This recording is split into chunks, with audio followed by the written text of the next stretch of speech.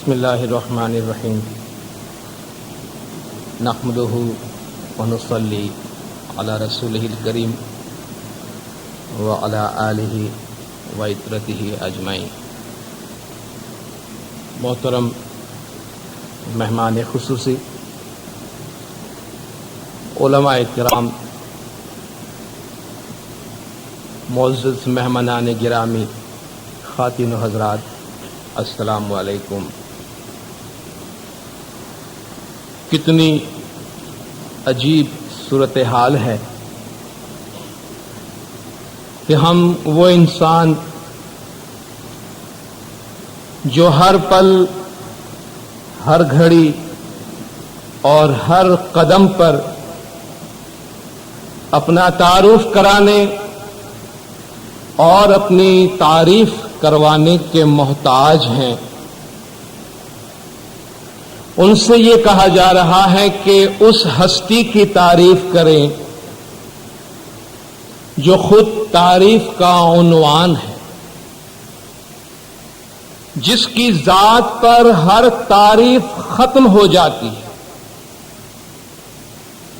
ہم انسان جسے اللہ تبارک و تعالی نے ظلوماً جہولا کہا، خلق الانسان ضعیفا، یعنی یہ ظالم، جاہل، کمزور انسان، ہم اس کی کیا تعریف کریں جسے خود خالق نے تعریف کا اعلیٰ ترین لقب یعنی احمد اور محمد کا خطاب عطا کیا، جسے خود خدا نے فرمایا انک لعلی خلق عظیم، آپ اخلاق کے بلند ترین مرتبے پر فائز ہیں۔ آپ کا یہ مقام ہے کہ ان اللہ و ملائکتہ یصلون علی النبی یا ایھا الذین آمنوا صلوا علیہ وسلموا تسلیما، کہ جس پر اللہ اور اس کے فرشتے بھی درود بھیجتے ہیں اور مومنین بھی بھیجتے ہیں، اور جن کی شان اتنی عالی ہے، اتنی بابرکت ہے کہ وما کان اللہ لیعذبہم وانت فیہم، کہ اے محمد صلی اللہ علیہ وسلم جب تک آپ ان کے درمیان موجود ہیں، اللہ تبارک و تعالی اس قوم پہ عذاب نازل نہیں کرے گا۔ اس کی بھلا ہم کیا تعریف کریں؟ حضور اکرم صلی اللہ علیہ وآلہ وسلم اس دنیا میں اپنی تعریف کروانے کے واسطے تشریف نہیں لائے تھے۔ جس ہستی کی اتنی تعریف ہو چکی ہو وہ کیا محتاج ہوگا کہ ان کی تعریف کی جائے؟ یہ اور بات ہے کہ یہ ہماری عبادت کا حصہ ہے۔ آپ کی زندگی کا اور آپ کی آمد کا ایک مقصد اعلیٰ ہے، جس طرح کہ نزول قرآن کا ایک مقصد اعلیٰ ہے۔ قرآن کے نازل ہونے کا مقصد یہ نہیں ہے کہ اسے سنہری حروف سے لکھا جا رہا ہے، یا اسے چاندی کے حروف سے لکھا جا رہا ہے، یا اسے کسی خوبصورت غلاف میں رکھا گیا ہے اور صبح و شام اس پہ ہزاروں قسمیں کھائی جاتی ہیں۔ یہ باتیں اپنی جگہ پہ اہم ضرور ہیں، لیکن نزول قرآن کا مقصد یہ نہیں ہے۔ اس کا مقصد ھدی للناس وبینات من الھدی والفرقان ہے، انسان کے لیے ہدایت ہے، بنی نوع انسان کے لیے ہدایت، حق و باطل کے درمیان تمیز کرنے والا۔ قرآن کی آمد کا مقصد ہے اسے پڑھا جائے، بے معنی طور پہ نہ پڑھا جائے، سمجھ کے پڑھا جائے، محض ترجمے کے ساتھ نہیں بلکہ حکمت کے ساتھ پڑھا جائے، اور حکمت کو پڑھ کر سب سے بڑی بات اس پہ عمل کیا جائے جو قرآن کا مقصد ہے۔ بالکل اسی طریقے سے آج ہم حضور اکرم صلی اللہ علیہ وآلہ وسلم کی ذات کی آمد کے مقصد کے ایک حصے کی طرف، ایک پہلو کی طرف روشنی ڈالنے کی کوشش کریں گے۔ اللہ تبارک و تعالیٰ کا فرمان ہے، صبغۃ اللہ ومن احسن من اللہ صبغہ، اللہ کا رنگ، رنگ الہی، خدا کا رنگ، اللہ کے رنگ سے بڑھ کر بہتر رنگ اور کون ہو سکتا ہے اور کیا ہو سکتا ہے؟ خدا کے رنگ کا تصور کیسے ہو سکتا ہے؟ کیا واقعی خداوند تعالیٰ کی ذات کا کوئی رنگ ہے، کوئی کلر ہے؟ سبحانہ و تعالی عما یقولون علوا کبیرا، یہ لوگ جو کچھ بھی بیان کرتے ہیں خداوند تعالیٰ کی ذات ان سے بہت بالا تر ہے۔ سبحان ربک رب العزت عما یصفون، یہ جو بھی صفات بیان کرتے خدا اس سے بالا تر ہے۔ لا تدرکہ الابصار، آنکھیں اس سے نہیں دیکھ سکتی، وہو یدرک الابصار، وہ آنکھوں تک پہنچ پاتا ہے۔ لیس کمثلہ شیء، اس کے جیسی کوئی چیز نہیں ہے، تو پھر اس کا رنگ کیسے؟ اور اگر اس کا رنگ ہے جو فرمایا گیا کہ ہے، تو کہاں ملے وہ رنگ؟ وہ رنگ الہی دیکھنے کہاں جائے؟ وہ رنگ الہی دیکھنے وہاں جائے جہاں خداوند تعالیٰ کی دیگر تمام صفات کا ظہور ہوتا ہے، جو حضور اکرم کے ایک فرمان اور ایک کلام سے ظاہر ہے کہ من رآنی فقد رأى اللہ، جس نے مجھے دیکھا اس نے اللہ کو دیکھا، جس نے میرا رنگ دیکھا اس نے اللہ کا رنگ دیکھا، جس نے مجھ سے رنگ لیا اس نے اللہ کا رنگ لیا۔ اور اسی معنی میں فرمایا گیا کہ حضور کی ذات میں تمہارے لیے ایک بہترین نمونہ ہے، حضور کی ذات میں تمہارے لیے بہترین نمونہ ہے، حضور کی ذات میں ہمارے لیے بہترین رنگ ہے۔ ہم نے کون سا رنگ آپ کی ذات سے لیا ہے؟ خواتین و حضرات، ہر صحبت کا کوئی نہ کوئی اثر ہوتا ہے، ہر صحبت اپنا اثر چھوڑتی ہے۔ یہ جو مٹی ہے اگر خوشبودار پودے کی صحبت میں آتی ہے تو اس میں خوشبو پیدا ہو جاتی ہے۔ ایک درندہ انسان کی صحبت میں آ کر اپنی درندگی چھوڑ دیتا ہے، ایک درندہ صفت انسان اچھے انسان کی صحبت میں آ کر اپنی درندگی چھوڑ دیتا ہے۔ آخر ہم بھی تو حضور اکرم کی صحبت میں رہے ہیں، بحیثیت فرد کے، بحیثیت امت کے حضور کی صحبت میں رہے، اور کتنا عرصہ رہے؟ 2 4 5 10 20 100 200 سال میں 14 صدیاں، 1400 سال حضور کی روحانی، نورانی اور باطنی صحبت میں رہے ہیں۔ اور آج ہمارے لیے یہ لمحہ فکریہ ہے کہ آئینہ سیرت میں اپنا چہرہ دیکھیں اور کوئی رنگ ڈھونڈنے کی کوشش کریں جو رنگ سیرت سے ہم نے اپنی ذات پہ اپنایا ہو۔ چند ایسے رنگوں کی طرف جو اللہ تبارک و تعالیٰ کی کلام کی روشنی میں اور حضور اکرم کی زبان مبارک سے صادق ہوئے، ہمارے سامنے آئے، ہم نے سنا، پڑھا، سمجھنے کی کوشش کی۔ ذرا ان پہ نظر کریں اور جاتے ہوئے کوشش کریں ان میں سے کوئی ایک رنگ اپنی ذات پہ ڈالتے ہوئے جائیں تاکہ ہمارے رنگت میں کچھ اضافہ ہو۔ کلام الہی ہے، یا ایھا الذین آمنوا لا یسخر قوم من قوم عسى ان یکونوا خیرا منهم، اے ایمان والو، کوئی ایک قوم دوسرے قوم کا مذاق نہ کرے، اس کی ہنسی نہ اڑائے، ممکن ہے وہ تم سے اچھے ہوں۔ ولا نساء من نساء عسى ان یکن خیرا منهن، اور نہ عورتیں دوسری عورتوں کی ہنسی اڑائیں، ممکن ہے کہ وہ عورتیں تم سے اچھی ہوں۔ کلام الہی، ولا تلمزوا انفسکم، ایک دوسرے کو تانے نہ دیا کرو، ایک دوسرے کو تانے نہ دیا کرو۔ ولا تنابزوا بالالقاب، اور لوگوں کے برے نام نہ دھرا کرو، لوگوں کو برے القاب سے مت پکارا کرو۔ بئس الاسم الفسوق بعد الایمان، ایمان لانے کے بعد جو برائی کے نام ہے، فسوق کے نام ہے، وہ برے ہیں۔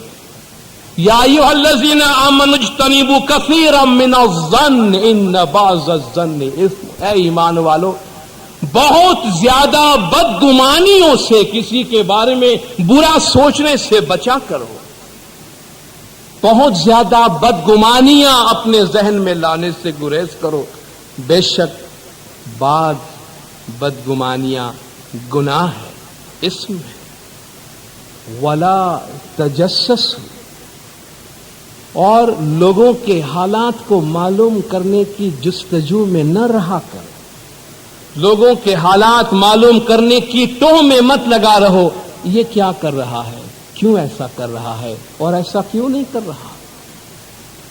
وَلَا يَغْتَبْ بَعْضُكُمْ بَعْضًا، اور تم میں سے کوئی ایک دوسرے کی غیبت نہ کرے۔ غیبت کے یعنی کسی کے پیٹھ پیچھے وہ بات کہنا جو تم اس کے چہرے پہ نہ کر سکو۔ وَلَا يَغْتَبْ بَعْضُكُمْ بَعْضًا أَيُحِبُّ أَحَدُكُمْ أَن يَأْكُلَ لَحْمَ أَخِيهِ مَيْتًا فَكَرِهْتُمُوهُ، کیا تم میں سے کوئی اپنے مرے ہوئے بھائی کا گوشت کھانا پسند کرے گا؟ تم اس سے نفرت کرو گی۔ جتنی نفرت اپنے بھائی مرے ہوئے بھائی کے گوشت کھانے سے تم کرتے ہو، اتنی نفرت کسی کی غیبت کرنے سے کرو۔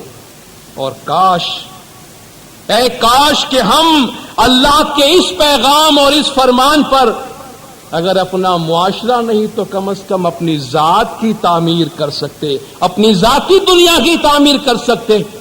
یا ایھا الناس انا خلقناکم من ذکر وانثی وجعلناکم شعوبا وقبائل لتعارفوا، اے لوگوں، ہم نے تمہیں ایک مرد اور ایک عورت سے بنایا ہے اور تمہاری اقوام اور تمہارے قبیلے بنائے ہیں تاکہ محض تمہاری شناخت ہو سکے۔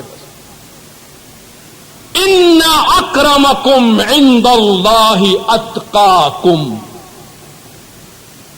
ہے نا یہ بنیاد اسلامی معاشرے۔ اگر اس ایک آیت پہ ہمارا معاشرہ بنے تو رنگ الہی ہر طرف چھا جائے۔ ان اکرمکم عند اللہ اتقاکم، تم میں سے خدا کی نظر میں بزرگ وہ ہے، بڑا وہ ہے جو زیادہ پرہیزگار ہے۔ جو جتنا زیادہ پرہیزگار ہے خدا کی نظر میں وہ اتنا بڑا ہے۔ یا ایھا الذین آمنوا لما تقولون ما لا تفعلون، اے ایمان والو، کیوں وہ بات کرتے ہو جو خود عمل نہیں کرتے؟ کیوں وہ بات کہتے ہو جو عمل نہیں کرتے؟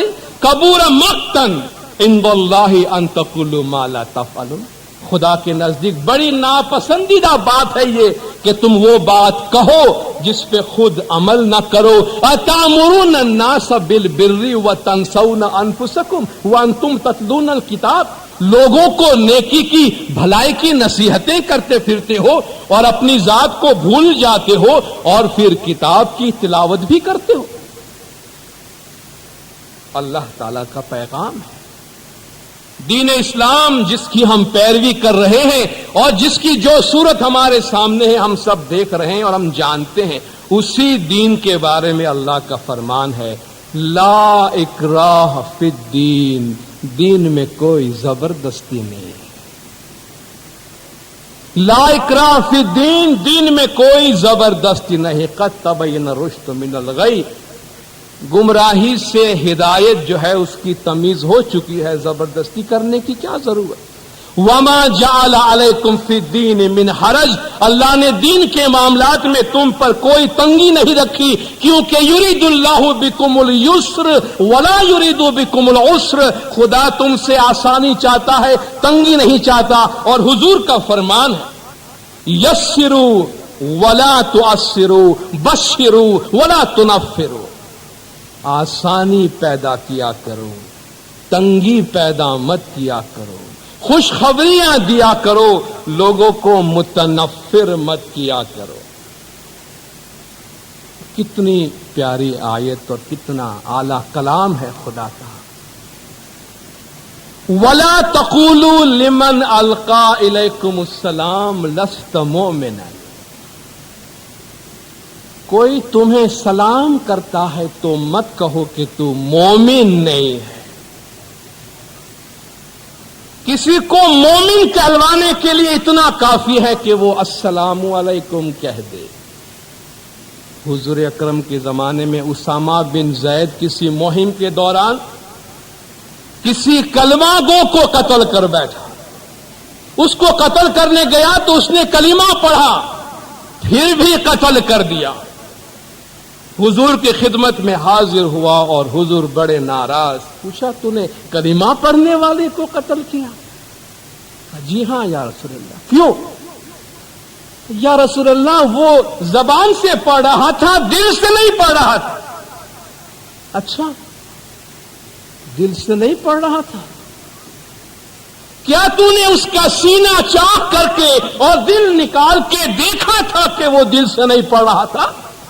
کیا تو دیکھنے گیا تھا؟ یہ حق تجھے دیا گیا تھا کہ تو فیصلہ کرے کہ کون زبان سے پڑھ رہا ہے، کون دل سے پڑھ رہا ہے۔